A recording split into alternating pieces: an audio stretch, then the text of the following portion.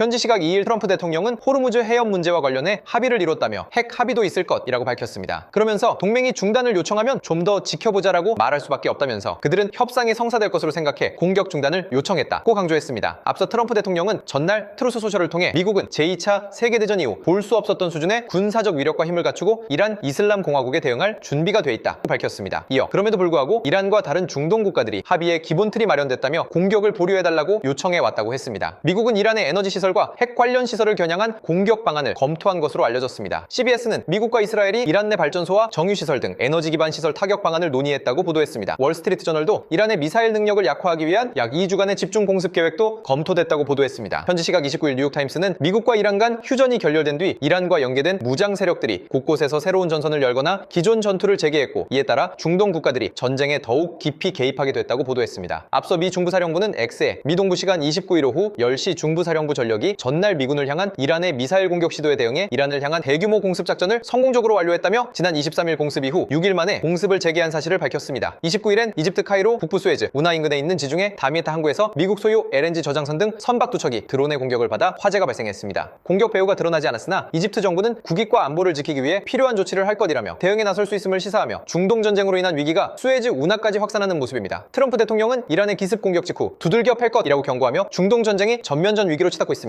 현지 시각 29일 악시오스에 따르면 미군이 이란에 대한 공습을 재개했다고 보도했습니다. 악시오스 소속 바락 라비드 기자는 이날 SNS에 미군이 이란에서 공습을 진행하고 있다고 미 당국자가 전했다고 밝혔습니다. 보도가 사실로 확인되면 미군의 이란 공습은 지난 23일 이후 6일 만입니다. 트럼프 대통령은 이란과 대화를 이어가겠다며 지난 24일 추가 공습을 승인하지 않았고, 이후 양측의 군사적 충돌은 소강 상태를 보였습니다. 하지만 전날 이란 혁명수비대가 요르단 주둔 미군 기지를 향해 탄도미사일 여러 발을 발사하면서 긴장이 다시 고조됐습니다. 미군은 해당 미사일을 모두 요격했다고 밝힌 상태입니다. 미군은 이란의 요르단 공격 직후 사우디아라비아군과 함께 이라크 동부의 친이란 무장 세력을 대규모 공습했으나 이란에 대한 직접적 보복 공격은 하지 않았습니다. 하지만 미군이 사실상 공습을 재개함에 따라 미국과 이란이 다시 한번 전면적인 군사적 충돌을 벌일 가능성이 커졌습니다. 현지 시각 29일 트럼프 대통령은 폭스뉴스와의 인터뷰에서 욕설을 사용하며 우리는 두들겨 팰 것이라고 고강도 응징을 예고했습니다. 그러면서 강력하게 타격할 것이라며 이란은 얻어맞을 것이라고 강조했습니다. 중동 지역의 미군 기지를 겨냥해 이란이 기습 공격을 벌인 데에 대해 고강도 대응을 예고한 것으로 중동 지역 친이란 대리 세력에 대한 추가 공습도 시사했습니다. 사우디아라비아가 이라크 내 친이란 민병대를 겨냥한 미군의 공습에 동참함에 따라 중동 지역의 긴장감도 올라가고 있습니다. 앞서 미 중부사령부는 X에 사우디군과 함께 7월 28일 미군과 사우디의 에너지 인프라를 공격하도록 지시한 이란 계열 테러리스트들을 정밀 타격했다고 밝혔습니다. 사우디 국방부도 성명을 통해 자국 석유시설 공격과 연계된 이라크 내 친이란 군사 조직을 상대로 미국과 함께 제한적이고 표적화된 타격을 했다고 밝혔습니다. 이라크 내 친이란 민병대 연합체인 인민동원군은 공습 직후 성명을 통해 최소 20명의 대원이 목숨을 잃었고 32명이 다쳤다고 했습니다. 또 이란이 파견한 혁명수비대 군사고문도 4명에서 6명 포함된 것으로 알려졌습니다. 현지 시각 28일 미 중부사령부는 미 동부 시간 오늘 오후 5시 45분이란 혁명수비대가 중동에 주둔한 미군을 기습 공격하려는 시도로 이란에서 다수의 탄도미사일을 발사했다고 밝혔습니다. 이어 이란이 발사한 모든 미사일은 성공적으로 요격되었다고 했습니다. 그러면서 미군은 계속해서 경계를 유지하며 높은 수준의 대비 태세를 유지하고 있다고 경고했습니다. 이번 공격은 이란 혁명수비대가 중동 주둔 미군을 직접 겨냥해 탄도미사일을 발사했다는 점에서 긴장 수위를 한층 끌어올린 것으로 평가됩니다. 미군은 구체적인 요격 장소와 동원된 방공체계, 미사일 발사 규모는 공개하지 않았습니다. 이란이 추가 보복에 나설 경우 미군의 즉각적인 대응으로 이어지며 양측의 군사적 충돌이 더욱 격화될 수 있다는 우려가 커지고 있습니다. 이에 따라 중동 전역의 미군 기지와 미 해군 함정의 경계 수위는 높아질 것으로 보이며 이란의 추가 공격 여부에 따라 양측의 군사적 충돌이 전면전으로 확산할 가능성도 배제할 수 없습니다. 현지 시각 28일 트럼프 대통령은 폭스뉴스와의 인터뷰에서 이란이 나와서 핵 논의를 하지 않았다고 하겠지만 그게 우리 논의의 전부라며 그들은 핵무기를 절대 갖지 않을 것이기 때문이고 그들은 그걸 안다면서, 그리고 우리는 아주 좋은 대화를 해왔다고 밝혔습니다. 이어 우리는 지금 아주 강력한 위치에 있다고 본다면서 이란은 합의를 안 하면 내가 공격할 것이라는 것을 안다며 교량들은 말 그대로 1시간도 안 돼 없어질 것이라면서 교량 대부분 주요 교량이 2시간 안에 모두 사라질 것이고 발전소들도 하루면 사라질 것이라고 경고했습니다. 또 내가 그렇게 하는 걸 피할 수 있다면 그렇게 하고 싶다며 건설이 제일 힘든 게 발전소이고 건설에 제일 오래 걸리는 게 교량이라며 이란에 최후 통첩했습니다. 그러면서 이란의 핵시설이 위치한 피객스산에 대해선 나는 피객스산에서 무슨 일이 벌어지고 있는지 정확히 안다며 우리는 그들의 핵시설을 제거했다면서 합의가 안 되면 피객스산도 제거해야 할 것이라고 했습니다. 현지 시각 27일 예멘 후티 반군이 사우디아라비아의 송유관을 드론으로 공격했다고 주장했습니다. 로이터 통신에 따르면 야히야 사리 후티 군 대변인은 이날 성명을 내고 사우디 동부 유전지대에서 홍해 연안의 얀부항으로 원유를 운송하는 다수의 민감한 목표물을 드론으로 타격했다고 밝혔습니다. 후티 반군은 이번 공격이 사우디 드론의 예멘 영공 침범에 대한 보복 조치라고 주장했습니다. 같은 날 이라크 내 친이란 민병대도 사우디를 향해 드론 공격을 감행하며 중동 전역의 긴장감이 높아지고 있습니다. 사우디 국방부는 이라크에서 발사돼 동부주와 수도 리야드의 석유 시설 시설로 향하던 드론들을 방공망으로 요격했다고 발표했습니다. 사우디 외무부는 이라크 정부의 자국 영토가 공격의 발판으로 이용되는 것을 막아달라고 촉구했습니다. 지난 20일 후티 반군은 사우디에 대한 해상 봉쇄를 선언한 데 이어 25일에는 사우디 정유시설을 공격했고 송유관까지 공격했습니다. 사우디는 예멘 호데이다 항구의 후티 군사시설을 공습하며 보복에 나선 상태입니다. 현지 시각 27일 트럼프 대통령은 악시오스 인터뷰에서 우리는 이란과 매우 심도 있는 협상을 진행 중이라며 협상이 성과를 내지 못한다면 우리는 매우 강력한 군사행동으로 돌아갈 것이라고 경고했습니다. 트럼프 대통령은 외교적 해결에 얼마나 더 시간을 할애할지에 대해 시간이 많지 않다며 빨리 진행되거나 아예 안 되거나 둘 중 하나라고 밝혔습니다. 그러면서 자신이 지난 24일이란 공습 중단을 지시한 것은 중재국들의 요청이 있었기 때문이라고 했습니다. 트럼프 대통령은 이란과 협상하는 모든 사람이 공격하지 말라고 요청했다고 전했습니다. 자신이 이 같은 요청을 수락한 이유에 대해선 얻을 것도 없고 잃을 것도 없다고 강조했습니다. 미국은 현재 이란을 상대로 13일 연속 공습을 이어가다 지난 24일부터 중단한 상태입니다. 미국과 이란은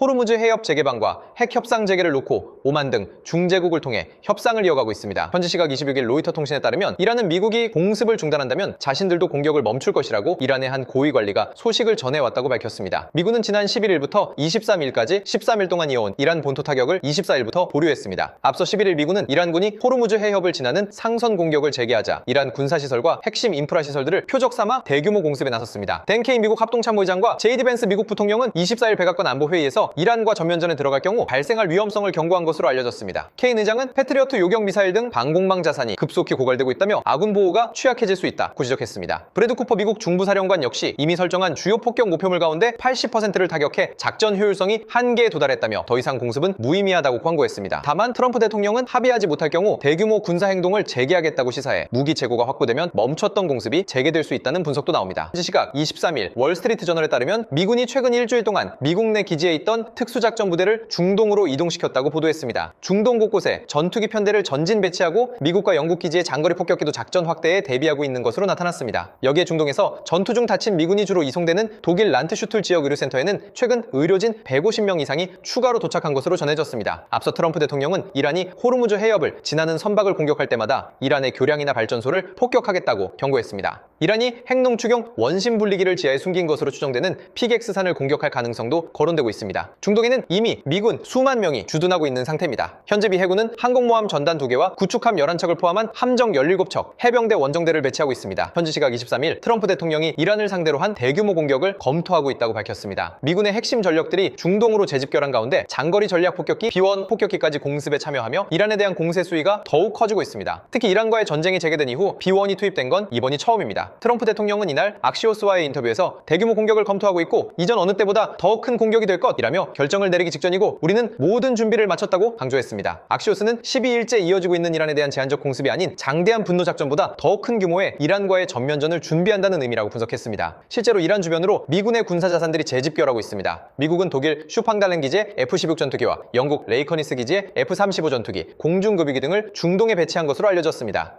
현지 시각 22일 미 중부사령부는 미군은 군 통수권자의 지시에 따라 이란의 군사 목표물에 대한 추가 공습을 개시했다고 밝혔습니다. 그러면서 이번 작전은 이란이 영내 해역을 통과하는 민간 선원과 상선에 위협을 가할 수 있는 능력을 더욱 약화하기 위해 계속될 예정이라고 경고했습니다. 이런 가운데 이스라엘 공영방송 칸은 미국이 수이란의 중폭격기를 동원해 이란의 비밀 핵시설을 타격할 예정이라고 이스라엘에 통보했다고 보도했습니다. 보도에 따르면 미국은 다수의 폭격기로 이란의 지하 핵시설이 구축된 것으로 추정되는 피객스산을 타격할 것으로 보입니다. 피객스산 는 이란의 나탄즈 우라늄 농축시설 인근의 지역으로 요새화한 지하 핵시설이 구축된 것으로 알려졌습니다. 미국이 이스라엘의 공습 계획을 공유한 것은 이란이 미국의 공세에 반발해 이스라엘에 미사일을 발사하는 등 보복 수위를 높일 가능성에 대비하도록 하려는 조치로 보입니다.